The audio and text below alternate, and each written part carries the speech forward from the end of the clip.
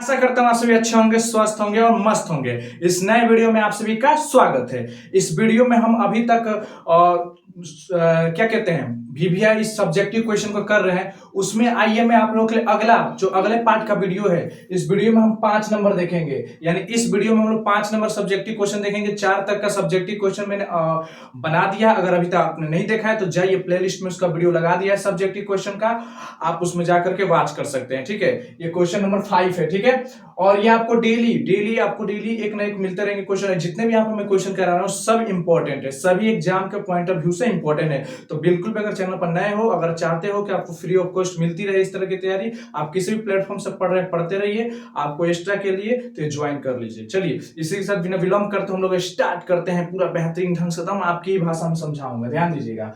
आश्रम के बारे में आप क्या जानते हैं? आप सबने बड़ा नाम सुना होगा आश्रम का। आश्रम का तो आप सब नाम जानते होंगे, कौन नहीं जानता होगा? मुझे लगता है सब जानते होंगे आश्रम के बारे में। छोटा से छोटा बच्चा को भी पता होगा आश्रम आश्रम आश्रम। ठीक है, चलिए देखिए यहां पर देखिए आश्रम। अब देखिए हम सभी जानते हैं कि वैदिक काल में प्रत्येक व्यक्ति की आय को 100 वर्ष मानकर उसे 4 भागों यानी आश्रमों में बांट दिया गया था। देखिए हम सभी जानते हैं, हम सभी को ये ज्ञात है, हमने पढ़ा है, आप 12th क्लास पढ़ा है आपने कि वैदिक काल में प्रत्येक व्यक्ति की जो आयु है ना उसे 100 वर्ष मान लिया जाता है। एक व्यक्ति का कितना वर्ष? 100 वर्ष मानेंगे। आज 100 वर्ष मान करके उसको 4 खंडों में बांट देंगे। ठीक है, आश्रम का ही नियम है। ये आश्रम है वो वाला आश्रम, ठीक है, उसमें 4 भागों में बांट दिया जाता था। और इन आश्रमों का विभाजन निम्नलिखित ढंग से किया जाता था। पूछेगा आपसे सिर्फ 2 नंबर के लिए, अगर एग्जाम में आएगा तो 2 नंबर मार्क्स के लिए आएगा आपके। तो 2 नंबर आपके हाथ में मुट्ठी में है, अगर आप बढ़िया से समझ जाते हैं तो।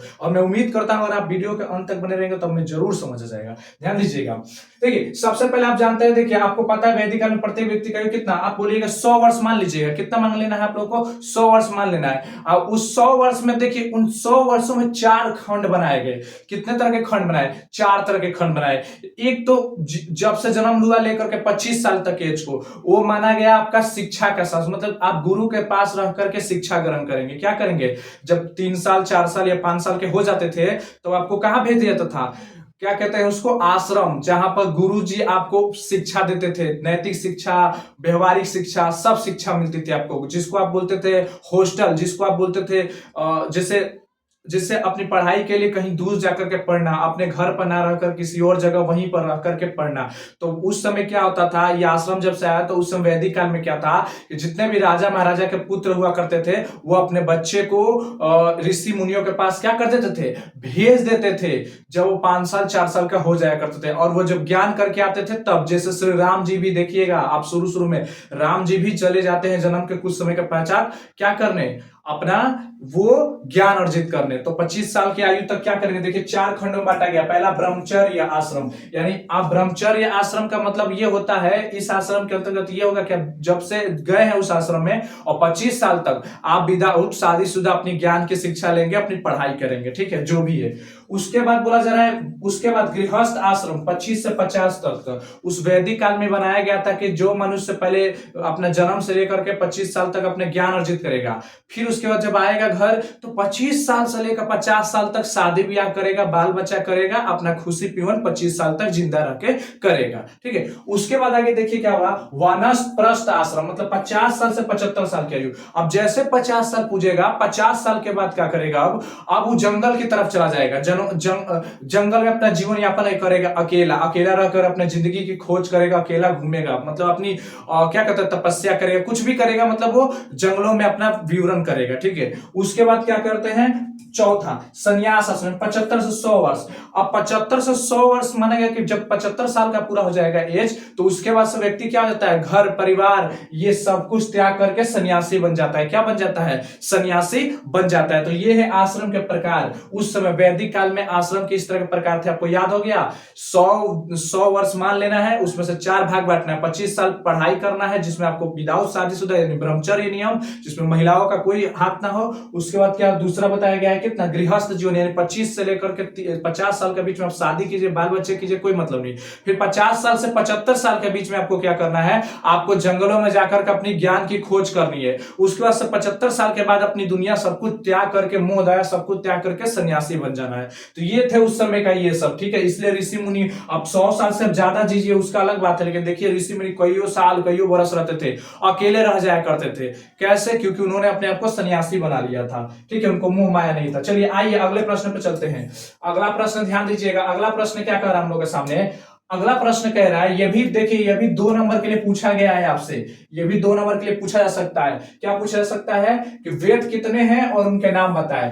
वेद कितने प्रकार के होते हैं, उनके नामों को बताएं। तो मैं आपको बता दूं, वेद 4 प्रकार के होते हैं, ऋग्वेद, यजुर्वेद, अथर्ववेद, सामवेद। आइए उसके नाम देख लीजिए, समझिएगा। यहां पर देखिएगा, देखिए वेद 4 प्रकार के होते हैं। एग्जाम देखिए कितना आसान है, ऋग्वेद, यजुर्वेद, सामवेद, अथर्ववेद। तो ये हो गए 4 प्रकार के, ठीक है, उनके नाम हो गए खत्म, ये आंसर हो गया।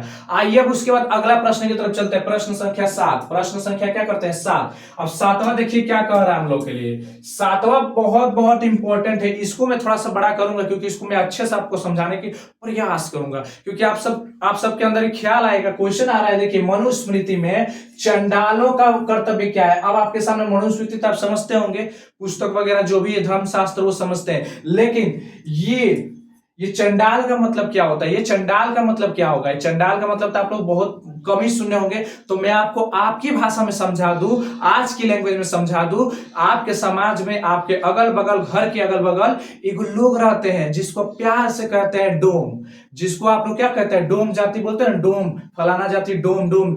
ये तो वो डोम जो बोलते हैं ना आप लोग, डोम, वही ये चंडाल है। उसी का दूसरा नाम चंडाल होता है, उसी का दूसरा नाम क्या है, चंडाल, ठीक है।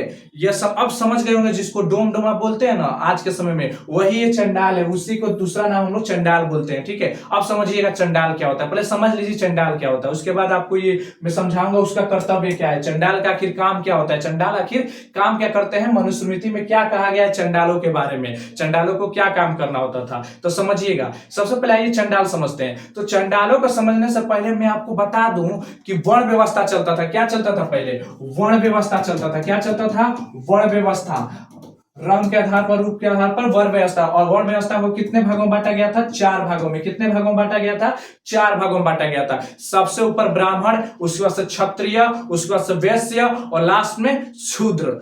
तो क्षत्रिय, ब्राह्मण का काम होता था पूजा पाठ यज्ञ कराना। क्षत्रिय का काम क्या होता था, क्षत्रिय का काम होता था राजा शासन करना, राजा किंग वगैरह जो होता था वो राजा जो प्रजा वजा की देखभाल करे, सेवा करे। उसका तीसरा नंबर होता था वैश्य, वैश्यों का काम होता था व्यापारी, बिजनेसमैन, जैसे किसान हो गए बिजनेस वाले अधिकारी हो गए, बिजनेस का काम करते थे, ठीक है, आप नॉर्मल समझिए। और चौथा होता था वैश्य, वैश्यों का काम क्या होता था मालूम है, चौथे जो होते थे ना, इन तीनों के यहां जाकर के काम करते थे। मतलब ब्राह्मण, क्षत्रिय और वैश्य, इन तीनों के यहां जाकर के, सॉरी गलती हो गया, ब्राह्मण, क्षत्रिय, वैश्य, शूद्र। शूद्र जो होते थे, सॉरी चौथे नंबर जो शूद्र होते थे ना, वो इन तीनों के यहां जाकर के काम करते थे। किसके किसके यहाँ, क्षत्रिय, ब्राह्मण, क्षत्रिय और वैश्य, इन तीनों के यहां जाकर के नौकर पाती का काम करते थे, ठीक है। एकदम छोड़ा पाछू लगाना, मतलब इनको नीच समझा जाता था, सबसे निचले हिस्से के जाति में आ जाते थे, ठीक है, क्षुद्र वाले। तो अब समझिएगा आप लोग, तो ये चंडाल कहां से जन्म लिया, चंडाल कोई पूछेगा कि चंडालों का जन्म कैसे हुआ, तो बताइएगा मालूम कैसे हुआ, कि देखिए जो सबसे ऊपर था कौन, ब्राह्मण थे, और सबसे नीचे जाति में कौन था, शूद्र था। सबसे ऊपर ब्राह्मण और सबसे नीचे शूद्र।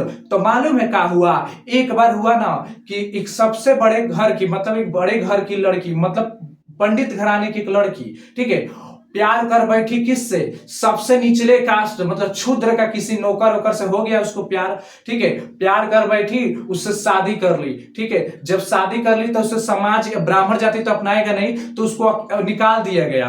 और जब निकाल दिया गया, घर द्वार से उसको अलग कर दिया गया, हटा दिया गया, तो उसकी क्या हुई, उसके कोख से जो बच्चा उत्पन्न हुआ, उसके कोख से बच्चा जो उत्पन्न हुआ, वो लेकर के आए वापस कहां, अपने घर। पंडित जी वाला देखिए, समझिएगा आप, समझिएगा, ब्राह्मण, ब्राह्मण की लड़की होनी चाहिए थी, और शूद्र का लड़का, ठीक है, शूद्र का लड़का, याद रखिएगा, ब्राह्मण की लड़की थी, शूद्र का लड़का, ठीक है।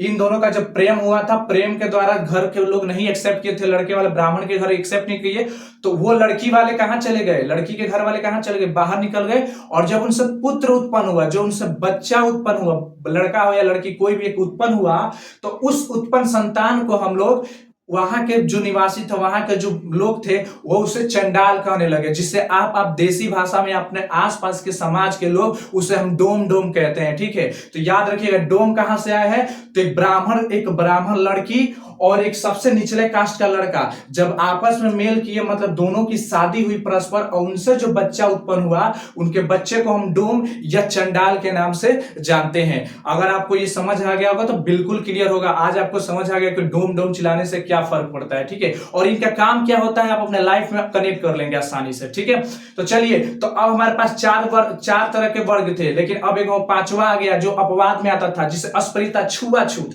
जिसे हम लोग छुआछूत कहते हैं। उसका छुआ हुआ ना पानी पिएंगे, ना उसका छुआ हुआ खाना खाएंगे, ना उसके देह उससे सटाएंगे, हर तरह से उसे भिन्नता लेते थे हम लोग। ठीक है, तो ये थी अस्पृश्यता थी हम लोग के अंदर। ठीक है, हम दूरियां बना के रखते थे। तो चंडालों को बहुत तकलीफ हुआ, और इसका कारण कुछ नहीं, देख लीजिए, माँ जो थी वो ब्राह्मण थी, पिताजी से शूद्र थे, निचले कास्ट के थे, नौकर होकर किसी भी, जैसे राजा के जाकर महल में साफ सफाई करना, किसानों के खेत में मजदूरी करना, जाकर के ब्राह्मण के घर में साफ सफाई, उस सबसे निचला जो शूद्र होता था, शूद्र का कोई लड़का ब्राह्मण की लड़की जब शादी करेंगे तो चंडाल यानी डोम का जन्म हुआ था, कहा जाता है। ठीक है, और ये डोम या जो चंडाल नाम हम लोग दिए हैं, ये संस्कृत भाषा का शब्द है। चंडाल जो है ना संस्कृत भाषा का शब्द है। ठीक है, चंडाल जिसका मतलब होता है छुआछूत, अछूत, मतलब उस व्यक्ति को नहीं छुआ जा सकता, वो बहुत अशुद्ध इंसान। जैसे पंडित लोग क्या कहते थे, जब तुम निचला जाति का लड़का सब शादी कर लिया, लड़की जब शादी कर ली तो बोले कि ना तू लड़की अशुद्ध हो चुकी है, तू शुद्ध लड़की नहीं है, अब तू अपवित्र हो चुकी है, तुझमें पवित्रता खत्म हो गई है।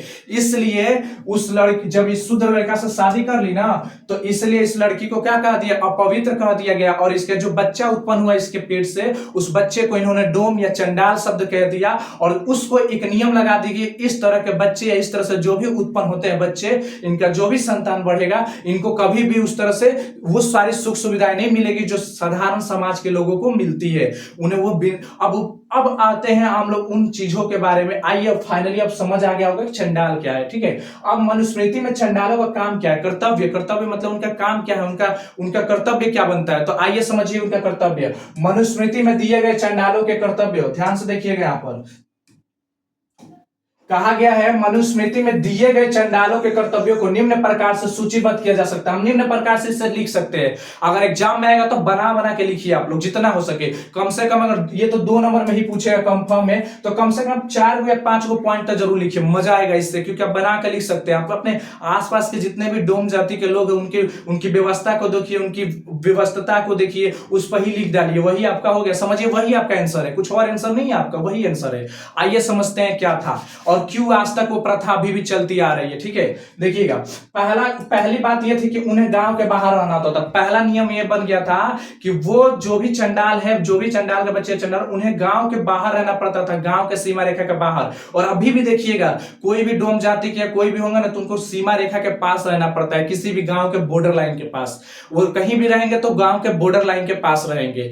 ठीक है, अब थोड़ा सा लगेगा कि हाँ गांव में आ गए हैं, लेकिन आप पूछिएगा जाकर के दादा दादी, नाना नानी या फुआ फूफा या मौसा मौसी, किसी से भी जो पढ़े लिखे होंगे या जो समझदार होंगे, उसके बारे में जानते होंगे, तो उनसे पूछिए क्या ये जो डोम जाति के लोग हैं ये क्या गांव में रहते थे? नहीं, ये गांव के सीमा रेखा से बाहर रहते थे। ठीक है, बाउंड्री के बाहर रहा करते थे। ठीक है, तो पहला पॉइंट बना के लिख सकते हैं कि उन्हें गांव से बाहर रहना होता था, पहली पॉइंट, ये उनका कर्तव्य था। दूसरा पॉइंट लिख सकते हैं कि वे फेंके हुए बर्तनों का उपयोग करते थे। वो फेंके हुए बर्तन का उपयोग मतलब जैसे ब्राह्मण फेंक दिया कोई बर्तन, या क्षत्रिय कोई राजा कोई फेंक दिया, या किसान कोई भेज दिया, या कोई बिजनेस वाला कोई व्यापारी कोनो सामान फेंक दिया, बर्तन को ना टूटा फूटा कोई भी कूड़ा, तो देखिएगा वो टूटा फूटा बर्तन लेकर के उसी में उनको खाना बनाता होता था, उसी में उनको खाना होता था, उसी में उनको जिंदगी अपना जीना पड़ता था। तो ये थे चंडालों की स्थिति, समझ लिया आपने, ये थी उनकी चंडालों की स्थिति, समझ लिया आपने। चलिए तीसरा पॉइंट अगर लिख सकते हैं कि चंडाल मरे हुए लोगों के वस्त्र तथा लोहे के आभूषण पहनते थे। अब मैं आपको बता दूं, जो चंडाल होते थे जिसको डोम कहा जाता है, आज आप डोम इसलिए मैं संकेत दे रहा हूं क्योंकि आपको चंडाल समझ नहीं आएगा, लेकिन आपको डोम बोलूंगा तो समझ आएगा।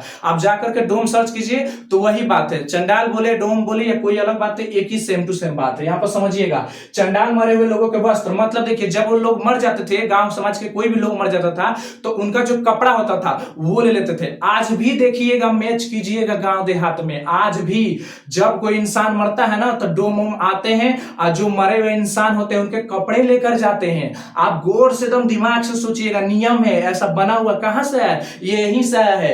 हम आज आपको पता चल जाए कि आखिर कहां से क्यों रीति रिवाज आई है, तो यहीं से रीति रिवाज उत्पन्न हुआ है, इसलिए उनको कपड़ा देना पड़ता है, कपड़ा लेकर वो चले जाते हैं। ठीक है, साथ ही साथ क्या करते हैं, लोहे के आभूषण, मतलब जो लोहे वोहे का, देखिएगा एक और बात याद रखिएगा, आज तो लालच हो गया है ना, डोम वोम के अंदर थोड़ा सा लालच पर आ गया है। अगर वो कोई मरा हुआ इंसान सोना वाला का कुछ भी पहना रहता है ना, आज जब मरते हैं ना तो वो आ जाते हैं, उसका पहना हुआ हिस्सा जो भी गहना गुड़िया होता है सब निकालने की कोशिश करते हैं। लेकिन आज के दुनिया भी चालाक हो गई है, पता है, जब पता चलता है कि डोम आएगा, मरते ही सारा जो गहने होते हैं उस इंसान के वो सारे निकाल करके पहले ही रख लेते हैं लोग। ये इंसान वो डेवलपमेंट हो चुका है। नहीं तो आप देखिए, कभी ना किसी के घर हुआ होगा, आप अपने दादा दादी मामा मामी किसी से पूछिएगा कि क्या दादा दादी जब कोई इंसान मरता था पहले तो क्या डोम आते थे, उनके कपड़े ले जाते थे और साथ में क्या वो मरते वक्त क्या उनके जो गहने उस पर होते थे वो भी लेकर चले जाते थे? बिल्कुल यस, वो जरूर यस कहेंगे क्योंकि वो ले करके जाते थे। ठीक है, याद रखिए, लोहे का आभूषण मतलब लोहे से बनी हुई सारी आभूषण, काली काली वस्तु जो भी थी। लेकिन आजकल लालची हो गए हैं, चांदी का हो या सोना का हो सब लेकर निकल जाते हैं। और लोग भी चालाक हो गए हैं, मरते वक्त गायब कर देते हैं, ना डोम को मिल ही नहीं पाता है, याद रखिएगा। तो ये नियम था। चलिए चौथा नंबर बोला जाए कि रात्रि में भी गांव और नगरों में चला फिरा नहीं सकते थे। एक और बात रखिएगा, उनको एक सख्त पाबंदी था चंडालों को, डोमों को, कि तुम्हें गांव में रात के समय बिल्कुल नहीं आना है। तुम रात बिरात गांव में या शहर में नहीं घूम सकते हो, तुमको निषेध है, तुमको वार्निंग है कि तो अगर तुम आए तो तुम्हारा खैर नहीं। उनका कर्तव्य था कि वो रात के समय कभी भी किसी भी गांव में नहीं जा सकते हैं और प्लस में किसी भी शहर में नहीं घूम सकते हैं। ठीक है, चलिए पांचवा नंबर पॉइंट है कि उन्हें उन लोगों के शव का अंतिम संस्कार करना पड़ता था। भाई उन्हें एक और बात याद रखिएगा, उन्हें क्या करना पड़ता, उन लोगों का अंतिम संस्कार करना पड़ता था जिनका कोई रिश्तेदार नहीं थे और वे जल्लाद के रूप में भी काम करना पड़ता था। समझिएगा, ये एक और काम करते थे, इनका एक और कर्तव्य था। कर्तव्य क्या था इनका? एक और मेन कर्तव्य ये था कि जब इंसान मर जाता था तो उस मरे हुए इंसान का अनाथ होता था, जिसका कोई नहीं होता था, उस इंसान का अंतिम संस्कार यही करते थे, जलाते थे। जिसको आप देखिएगा शमशान घाट में लोग होते हैं एकदम काला पूरा पेकड़े हुए, देखिएगा आज भी एकदम परफेक्ट। आप किसी डोम को देखिएगा, आपके घर में जब कोई मरता है तो मरे होंगे या आसपास कोई मरा होगा तो देखिएगा डोम आता है, एक तरह का बजाएगा और साथ में ले जाकर के वही अपनी देगा, आग जलाएगा। ऐसा कुछ नियम है ना, आपने देखा होगा अपने आसपास के क्षेत्रों में। ठीक है, डोम आते हैं और अग्नि देते हैं, आग को जलाते हैं, ये सारी चीज वो प्रक्रिया करते हैं। वैसे ही वहां पर था कि जो इंसान अंतिम संस्कार होता था जिनका कोई रिश्तेदार नहीं होता था। लेकिन आज के समय ऐसा हो गया है, आज के समय ऐसा हो गया कि कोई ऐसी बात नहीं है और सब चलता है। लेकिन आप एक याद रखिएगा, डोम जो होते थे, जो चंडाल होते थे, वो आकर के उस रिश्तेदारों का जाकर के शव जलाते थे जिनका कोई नहीं होता था और जल्लाद का भी काम करते थे। जल्लाद मतलब समझते हैं ना, जल्लाद का मतलब होता है फांसी देने वाला। जब किसी को कुछ देना होता था फांसी। आप जल्लाद के पोस्ट पे होंगे ना, उनसे ही पूछिएगा, वो भी निचले कास्ट के हुआ करते होंगे। ठीक है, कुछ तो ऐसे होते हैं, कुछ आज के जमाना थोड़ा बदल गया है, व्यवस्था बदल गया है। लेकिन पहले जो थी ना, जो फांसी वगैरह देने वाले इंसान होते थे, वो बिल्कुल कैसे होते थे, वो बिल्कुल कैसे होता है, जल्लाद उसको कहा जाता है जो फांसी देने का। देखिए जब फांसी पहना दिया जाता है, आप कपड़ा पहना करके रस्सी पहना, जो खींचता है ना, जो फांसी देता है, जो हटाता है, पाप अपने ऊपर लेता है, वो जल्लाद होते हैं। ठीक है, चलिए ये वही होते हैं। आइए और भी बहुत सारे 2-3 पॉइंट और लिए हैं, 2 पॉइंट और आपके सामने लिए हैं और बहुत सारे पॉइंट है आपके पास। यज्ञ और धार्मिक अनुष्ठानों में चंडालों का जन्म माना था। पहली बात, उनको एक और था, आप देख लीजिएगा, अभी भी होता है यज्ञ और यज्ञ हो, कहीं पर पूजा पाठ हो या कहीं पर पवित्र कोई अनुष्ठान हो रहा होगा। ठीक है, उन जगहों पर इन चंडालों को जाना बिल्कुल हिदायत थी, मना था। अब मैं बताऊंगा कैसे। अगर वहां पर कदम रख देते थे ना तो वहां के लोग बोलते थे छूत हो गया, छुआ गया। जैसे आज देखिएगा किसी भी शादी विवाह में डोम अगर जाति के कोई आकर के टेबल पर खाना खा लेता है तो आप बोलते हैं छुआछूत हो गया। या कजिया वजिया जिसको बोलते हैं आपके आपके गांव के आसपास होता है, आपके गांव में होता है, जब वो आते हैं तो आप उसको अपने साथ बैठा कर नहीं खिलाते हैं लोग साथ में। ऐसा क्यों? क्योंकि छुआछूत आपके अंदर है, आप छुआछूत की भावना को रखते हैं, इसलिए उसके साथ बैठकर नहीं खाते हैं। और यही चीज देख लीजिए, ये नियम पहले से चलता आ रहा है, जिसको आप मानते हुए आ रहे हैं अभी। ठीक है, तो ये चीज भी था, मनुस्मृति में भी लिखा गया था। ठीक है, और 7 नंबर, उन्हें कुत्ता और गधा पालने का भी काम करना पड़ता था। देखिए वे साथ में एक और काम करते थे, उन्हें एक और काम दिया गया था कि उन्हें कुत्ता और गधा भी पालना पड़ता था। तो अब आपको पूरी तरह से चंडाल समझ आ गया, डोम समझ आ गया। चंडाल या डोम, चंडाल को संस्कृत भाषा का शब्द है, और डोम जिसको आप लैंग्वेज आराम से समझ सकते हैं। पहली बात, ये बहुत इंपॉर्टेंट क्वेश्चन बनता है, अगर आपके एग्जाम में आएगा तो बना सकते हैं, चंडाल क्या है, उसके कर्तव्य क्या है, बना लीजिएगा ना, चंडाल कौन थे, उसके कर्तव्य क्या है, तो बनाकर बढ़िया से बेहतरीन ढंग से लिख सकते हैं आप सब, कोई दिक्कत नहीं है। और एक और बात, कोई पूछेगा कि चंडाल कैसे उत्पन्न हुए, तो आप बताइएगा ब्राह्मण की लड़की, मतलब पंडित जी की लड़की, और सबसे निचला कास्ट, जो सबसे निचला कास्ट का लड़का, अगर दोनों एक दूसरे से प्यार करे और एक दोनों दूसरे से शादी करे, और शादी से जो बच्चा उत्पन्न होगा वो उसको चंडाल कहते थे। उसी को क्या कहते थे वो लोग? चंडाल मानते थे। ठीक है, उसी को डोम कहा जाएगा। ठीक है, आज के समय में अगर ऐसा कभी होता है कि सबसे निचले जाति की लड़का हो और सबसे पंडित जी की कोई लड़की हो और एक दूसरे से शादी करते हैं, उनसे जो संतान उत्पन्न होता है, तो समाज के लोग उसको किस नाम से पुकारेंगे? उस बच्चे को कहेंगे डोम, या उस पूरे फैमिली को क्या बना देंगे? चंडाल। ये चंडाल का लड़का है। ठीक है, चंडाल बना देंगे, डोम बना देंगे उसको। ठीक है, तो ये इस तरह से आपको ये समझ आ चुका होगा बेहतरीन ढंग से। मिलते हैं फिर से एक नए वीडियो के साथ, तब तक के लिए जय हिंद, जय भारत।